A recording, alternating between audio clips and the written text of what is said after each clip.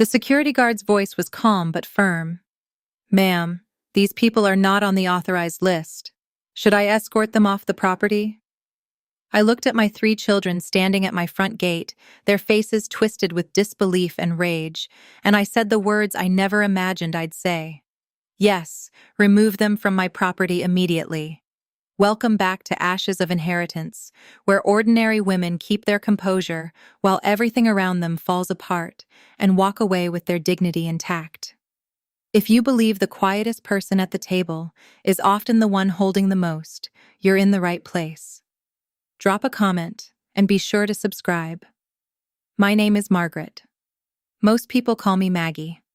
I'm 72 years old, and I've lived in Denver, Colorado my entire life. I raised 3 children in this city. I thought I'd built a family. I thought I'd done everything right. Before I tell you what brought me to that moment at the gate, I want to know, where are you watching this from?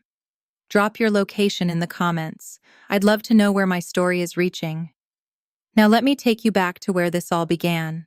I married young, 23, to a man named Richard who worked in construction.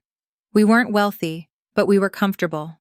Richard was a good provider, and I stayed home with the children like most women did back then. We had Jennifer first, then Michael 2 years later, and finally Lisa, our surprise baby, who came along when I was 38. Richard and we built a good life. We saved every penny we could. We bought a modest 3-bedroom house in a neighborhood that was just starting to develop. Back then, it was the edge of the city. Trees everywhere, dirt roads, kids playing in the streets until the streetlights came on. I threw myself into being a mother. I was the room mom at school every year. I remember staying up until midnight sewing Jennifer's Dorothy costume for the Wizard of Oz, complete with ruby slippers I painted myself. I made Michael's Darth Vader costume from cardboard boxes and duct tape. He wore it so much that year I had to make repairs weekly. I drove the carpool for soccer, dance, baseball, you name it. My van became a second home. I knew every child's favorite snack, every allergy, every inside joke. I packed lunches with little notes tucked inside. Jokes for Michael, encouragement for Jennifer before tests, silly drawings for Lisa. I sat through every recital, every game, every parent-teacher conference. I was there for the spelling bees and the science fairs and the awkward middle school dances where I chaperoned. When Jennifer got bullied in 7th grade, I was the one who sat with her every night, helping her process her feelings, teaching her to stand up for herself. When Michael broke his arm playing football, I was at every physical therapy appointment. When Lisa struggled with algebra, I hired a tutor and sat in on the session so I could help her with homework. I didn't just raise them. I was present for them every single day, every single moment that mattered. When Richard died of a heart attack, sudden just like that at 59, I thought I'd collapse. The kids were adults by then. Jennifer was 32, Michael was 30, and Lisa was 24. They rallied around me at the funeral. They held my hands. They told me everything would be okay. And you know what? I believed them. After Richard passed, I had decisions to make. The life insurance wasn't enormous, but it was substantial. The house was paid off. Richard had been smart about his retirement planning. Bless him. Between Social Security, his pension, and the investments we'd made, I was financially secure. More than secure. Actually, I was comfortable. I could have downsized, moved to a smaller place, handed out chunks of money to the kids, but I didn't. Something in me said to wait, to be smart, to plan carefully. The neighborhood had changed dramatically over the years. That modest house we bought for $42,000 in 1976, the area had developed into one of Denver's most desirable neighborhoods. The value had skyrocketed. Real estate agents left notes on my door monthly begging to list the property. I had the house renovated instead. Put in a new kitchen with granite countertops and stainless appliances. Redid the bathrooms, finished the basement, updated the electrical and plumbing. It became my sanctuary, my pride and joy. The kids loved coming over after the renovations. "Mom, this place looks like a magazine," Jennifer would say. For a few years after Richard died, things were beautiful. The kids visited regularly. Every Sunday dinner was at my house. Holidays were loud and full of grandchildren's laughter. Jennifer brought her 2 girls, Sophie and Emma. Michael had a son, Tyler. Lisa was working on her career, not married yet, but she'd come over midweek sometimes just to have coffee with me. I was the matriarch, the center of the family. I thought it would always be that way. The change was so gradual I almost didn't notice it at first. Jennifer got a promotion at her marketing firm. Suddenly, Sunday dinners became every other Sunday, then once a month. Mom, I'm sorry. The girls have so many activities now. It's just crazy. I understood. Kids these days are busy. Michael and his wife bought a bigger house on the other side of town, 45 minutes away instead of 15. The commute is tough, Mom. We'll see you soon, though. Soon stretched longer and longer. Lisa met someone, a man named Brandon who worked in tech. Within 6 months, they were engaged. Within a year, married. She moved to his place in Boulder. It's not that far, Mom. Just a quick drive. But that quick drive happened less and less frequently. I told myself it was normal. This is what happens when children build their own lives. They get busy. They have responsibilities. I had to adjust my expectations. So I did. I stopped expecting Sunday dinners. I stopped assuming they'd call just to chat. I started being the one who reached out. I'd call Jennifer on her drive home from work. Just wanted to hear your voice, honey. I'd text Michael pictures of his dad that I'd found going through old albums. Thought you'd like to see this. I'd invite Lisa to lunch, offering to drive to Boulder myself. The responses got shorter. Thanks, Mom, but I'm swamped. Can't talk now, Mom. I'm in a meeting. Maybe next month, Mom. We'll see. I started to feel like I was bothering them, like my calls were interruptions instead of connections. But I pushed that feeling down. They're busy, I told myself. They still love you. They're just living their lives. Then came March of last year. I woke up one morning with chest pains. I'm not the type to panic, but I'm also not stupid. Chest pains at 71 years old. That's not something you ignore. Richard's heart attack was burned into my memory. I wasn't taking chances. I called 911. The ambulance came. Turned out it wasn't a heart attack. It was severe anxiety and acid reflux, but the scare was real. They kept me in the hospital overnight for observation. From my hospital bed, I called Jennifer. It went to voicemail. I left a message. Honey, it's Mom. I'm at Presbyterian Hospital. I had chest pains this morning. I'm okay. They say it's not my heart, but I'm here overnight. Call me when you can. I stared at my phone, watched the minutes tick by. The nurse came in to check my vitals. Still no call. Another nurse brought dinner, gray chicken and overcooked vegetables. I couldn't eat. My phone sat silent on the rolling table beside me. 2 hours later, she texted back. OMG, Mom, so glad you're okay. Crazy day at work. We'll try to call later. Crazy day at work. Her mother was in the hospital and she had a crazy day at work. She didn't call later. Not that evening. Not that night. As I lay awake in that uncomfortable bed, listening to machines beep and nurses whisper in the hallway, I called Michael. Same thing. Voicemail. I left a similar message trying to keep my voice steady, trying not to sound desperate or needy. He texted 6 hours later. Glad you're fine, Mom. Get some rest. 3 words of actual concern. Glad you're fine. Like I'd told him I had a cold, not that I'd been rushed to the hospital in an ambulance, thinking I might be dying like his father did. Lisa didn't respond until the next day. Sorry, Mom. Phone was off. You're okay though, right? Phone was off for 24 hours. Who turns their phone off for an entire day in this age? Something cracked inside me in that hospital room.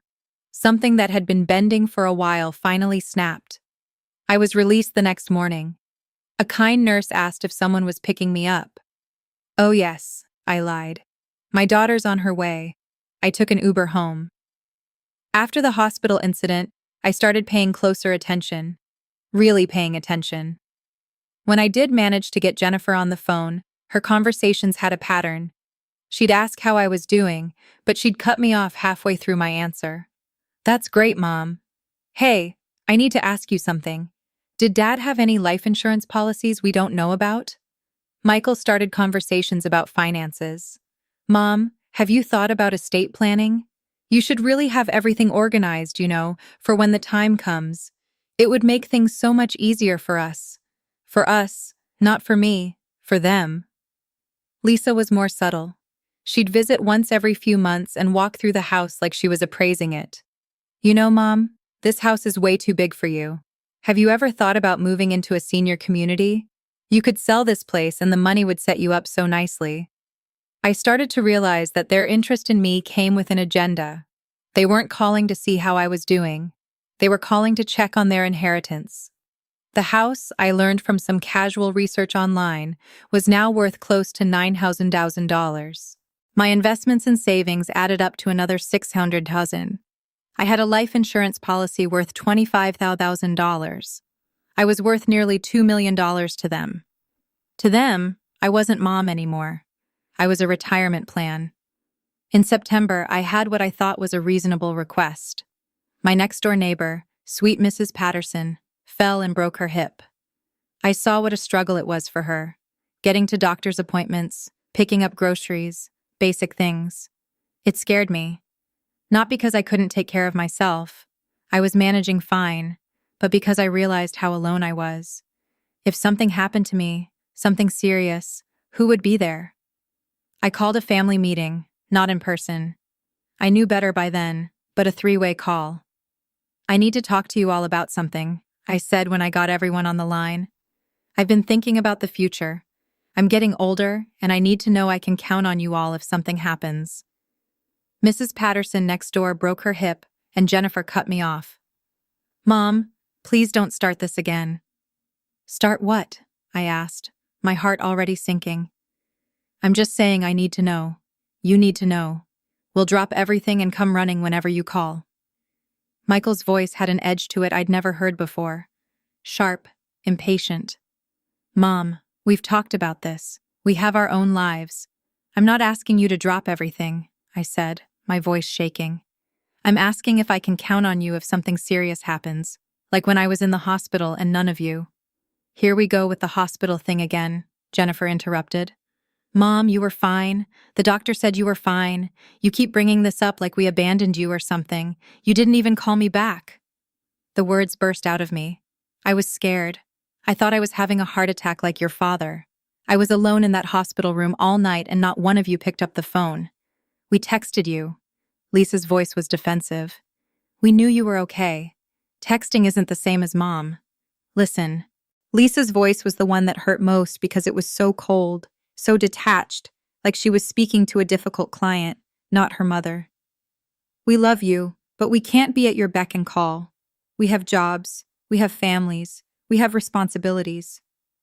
I'm your family, I whispered. I'm your mother. I took care of you your whole lives. I was there for everything. Every scraped knee, every broken heart, every middle-of-the-night crisis. And now I'm asking for just a little bit of that back. And you're acting like I'm asking for the world. Silence. Heavy, uncomfortable silence. Mom, you need to be more independent, Jennifer said finally. Maybe it's time to look into assisted living. Or I don't need assisted living. My voice was louder than I intended. I can take care of myself. I just need to know that my children, my own children, would be there if I really needed them. You don't really need us, though, Michael said. You just want attention. There's a difference. The words hit me like a physical blow. Want attention? Like I was a toddler acting out. Is that what you think? I asked, my voice barely above a whisper. That I'm just looking for attention. Mom, you're fine. Lisa said you're healthy. You have money. You have a beautiful home. You don't need us hovering over you. I'm not asking you to hover. I'm asking you to care. There was silence. Then Michael spoke, and his words are branded into my memory.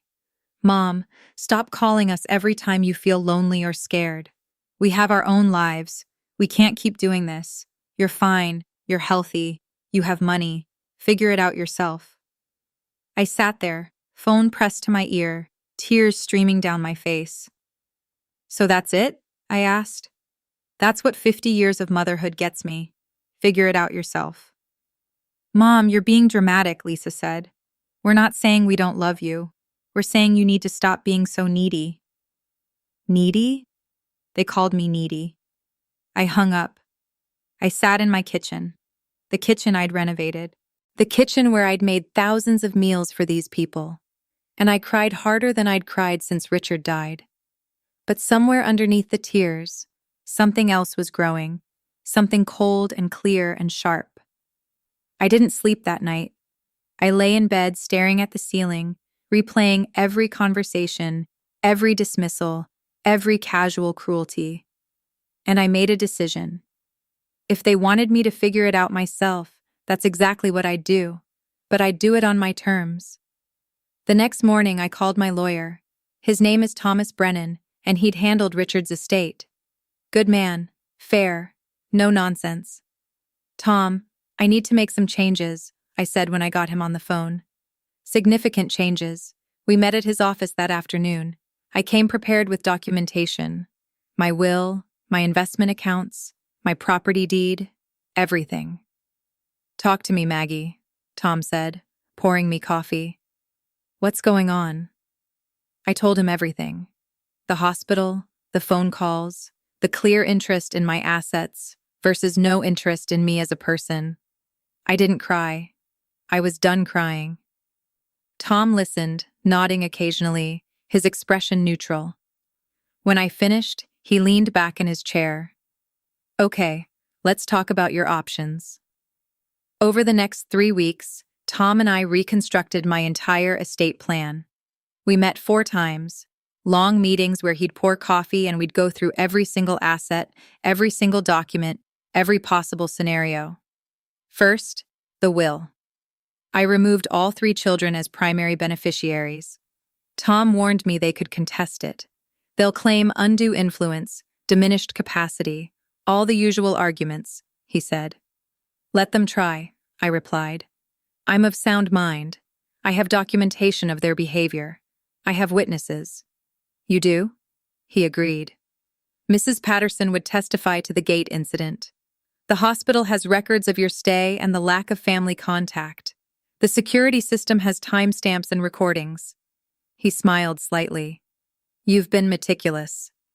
"I learned from the best," I said. Richard had always been organized about paperwork. We divided my estate as follows: 40% to the American Cancer Society in Richard's memory. He'd have liked that.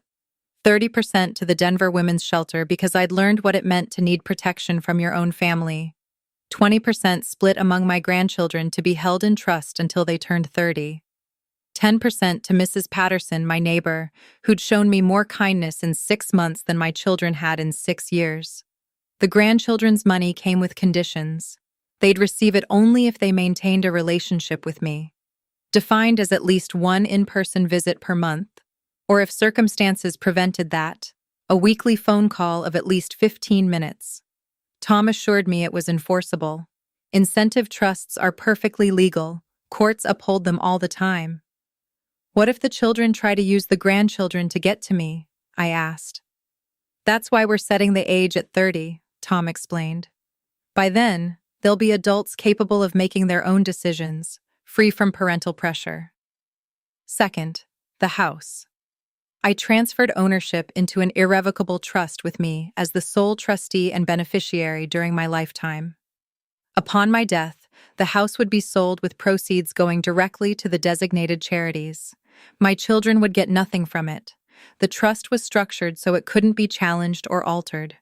"This is the nuclear option," Tom warned me. "Once this trust is established, you can't undo it.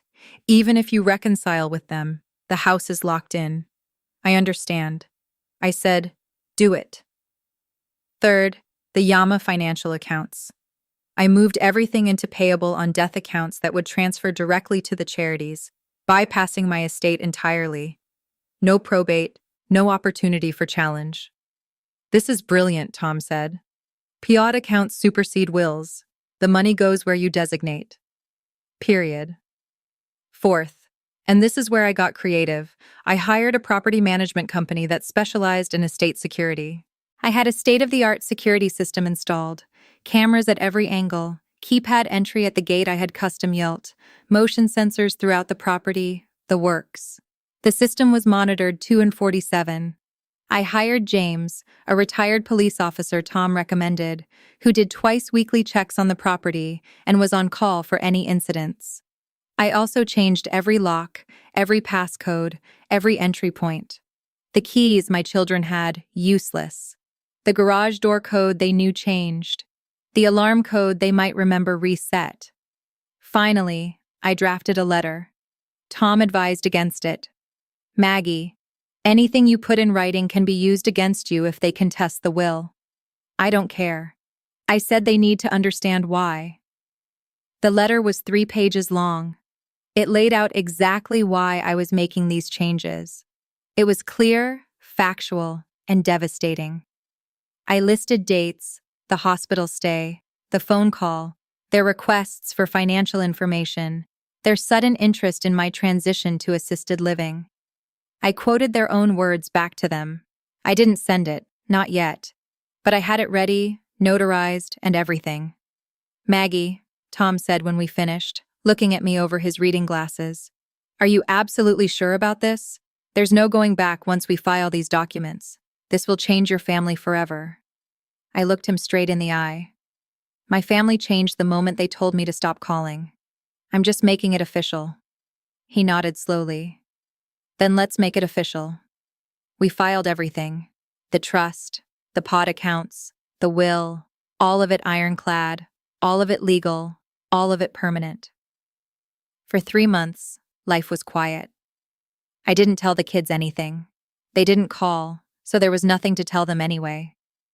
I started living differently, really living, not just existing in the spaces between their occasional acknowledgments. I joined a book club at the library. We met every Tuesday evening. The first book we read was Educated by Tara Westover. I sat in that circle of 8 women discussing family trauma and the courage it takes to choose yourself over toxic family bonds. And I realized I wasn't alone. 3 of the women had similar stories. Children who drifted away, who only called when they needed something, who treated aging parents like obligations rather than people. I took a watercolor painting class at the community center, Thursdays from 2 to 4 o'clock. I'd never painted before. My first attempts were terrible, muddy colors and shaky lines. But by week 6, I'd painted a landscape of the Rocky Mountains that the instructor said showed real promise. I hung it in my living room right where a family photo used to be. I volunteered at the food bank twice a week, Mondays and Fridays, 8 to noon. I sorted donations, packed boxes, helped families shop for groceries. I met people who had so little but were so grateful. It put things in perspective.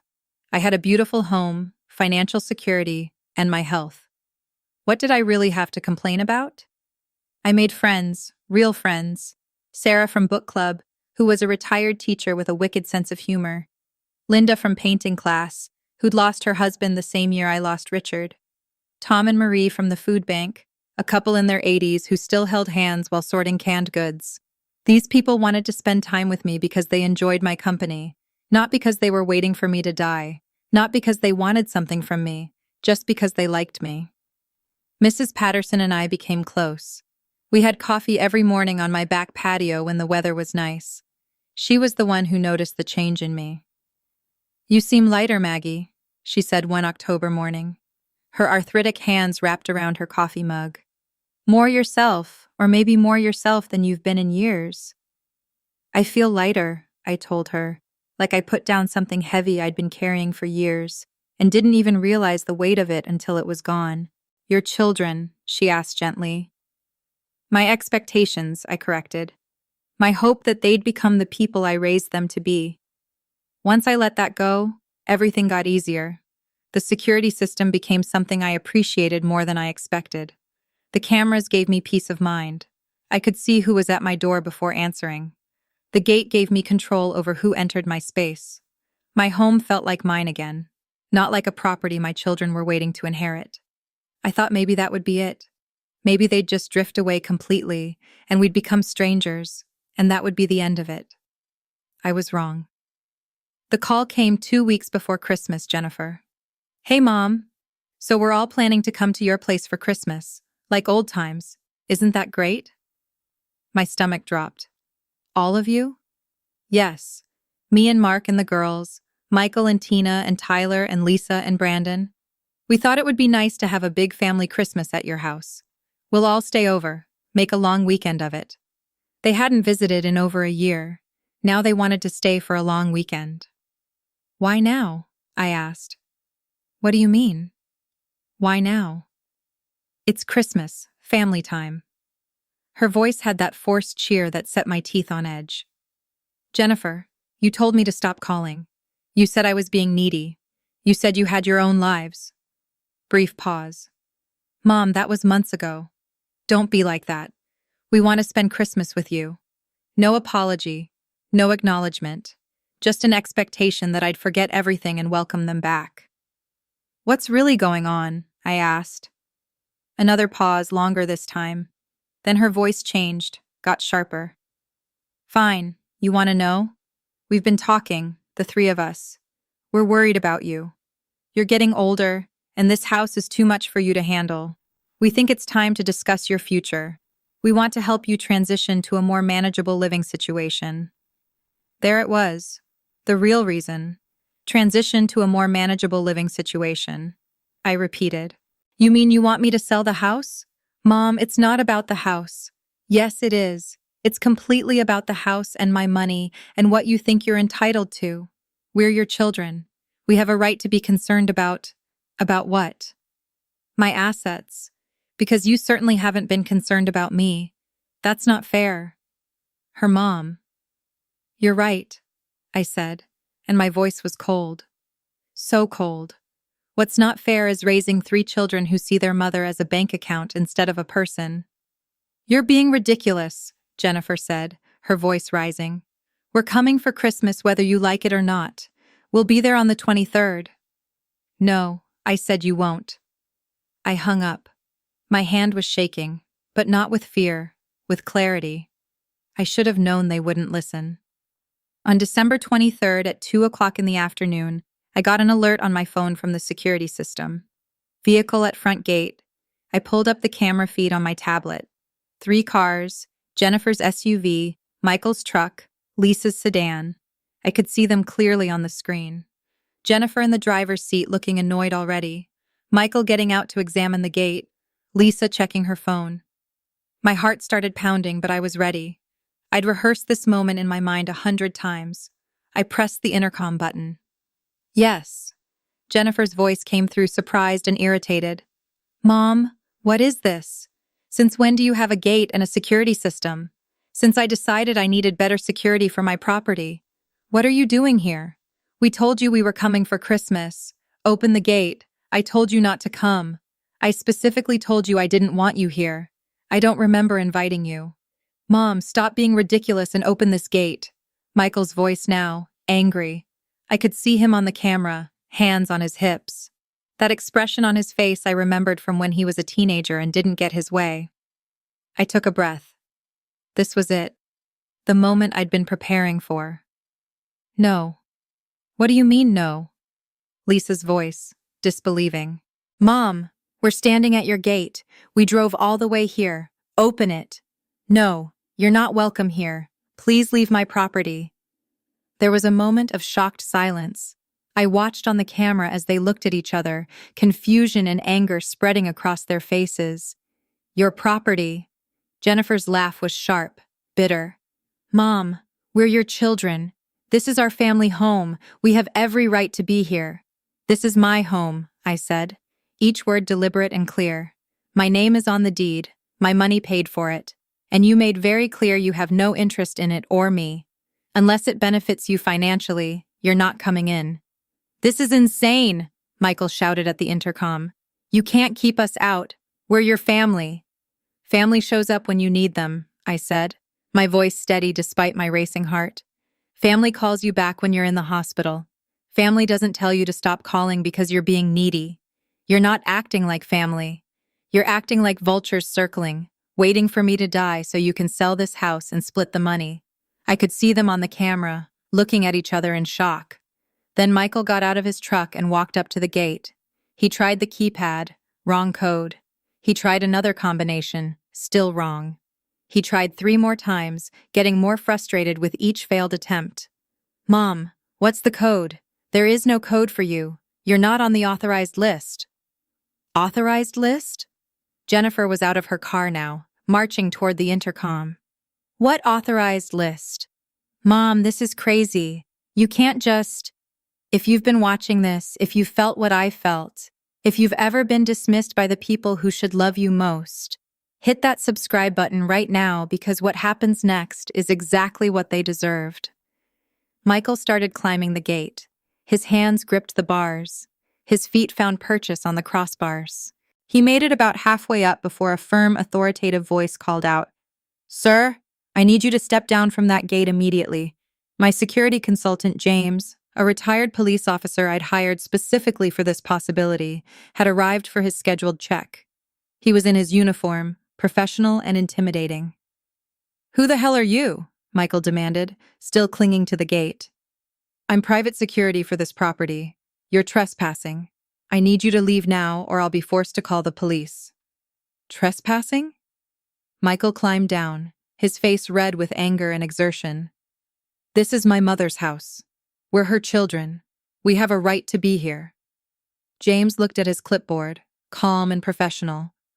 "I have a list of authorized individuals for this property. Your names aren't on it. The property owner has clearly asked you to leave. You need to comply with that request." Jennifer was out of her car now, phone in hand, trying frantically to call me. I watched the phone light up on my end. I didn't answer. Mom, answer your phone. This is insane. You can't do this."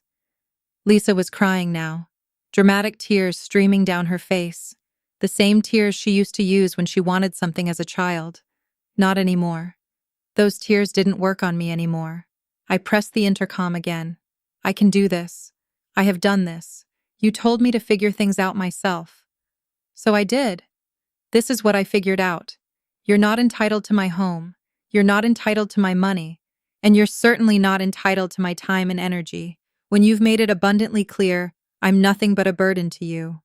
"We never said you were a burden," Jennifer shouted. "You said I was needy. You said I was looking for attention. You told me to stop calling. Those are just prettier ways of saying I was a burden." "Well, I'm not your burden anymore. I'm also not your inheritance plan." "We're family," Jennifer shouted, her voice cracking. "Family shows up," I said, and my voice was cold. So cold. Family cares. Family doesn't disappear for months, and then suddenly show up demanding access when they decide they want to discuss my future, which we both know is code for getting me to sell this house. You're not family. You're strangers who happen to share my DNA and who are very interested in my bank account. James was on his phone now, clearly calling the police as backup. "This is your last chance," I said. "Leave voluntarily or leave in a police car. Your choice." They chose to leave voluntarily but not quietly. The shouting continued as they got in their cars. The threats continued as they pulled away from the gate. I watched them disappear down the street on my camera feed. Then I sat down at my kitchen table and cried. But this time they weren't tears of sadness. They were tears of relief. They tried calling. I didn't answer. They tried texting. I blocked them. They tried showing up again. James turned them away. Finally, I sent the letters Tom had drafted. Certified mail, all 3 of them. The letters explained everything. The changes to my will, the trust structure, the new security measures. The letters laid out their behavior in clear, factual terms. And the letters made one thing absolutely clear. This wasn't about punishment. This was about self-preservation. I included one option for reconciliation: family therapy. All of us together with a professional mediator to address the fundamental breakdown in our relationships. Real therapy, real work, real change. Not one of them took me up on it. Jennifer sent a legal threat. Tom responded with documentation of harassment. She backed down. Michael showed up at my church. I had James escort him out. Lisa tried going through Mrs. Patterson. Mrs. Patterson, bless her, told Lisa exactly what she thought of children who abandoned their mother and then showed up demanding entry to her home. The extended family took sides. Some relatives called me cruel. Others called my children entitled. I stopped caring what anyone thought except the people who'd shown up for me when I needed them. Christmas came and went. I spent it with Mrs. Patterson, 2 women from my book club, and a volunteer coordinator from the food bank. We cooked together, laughed together, watched old movies together.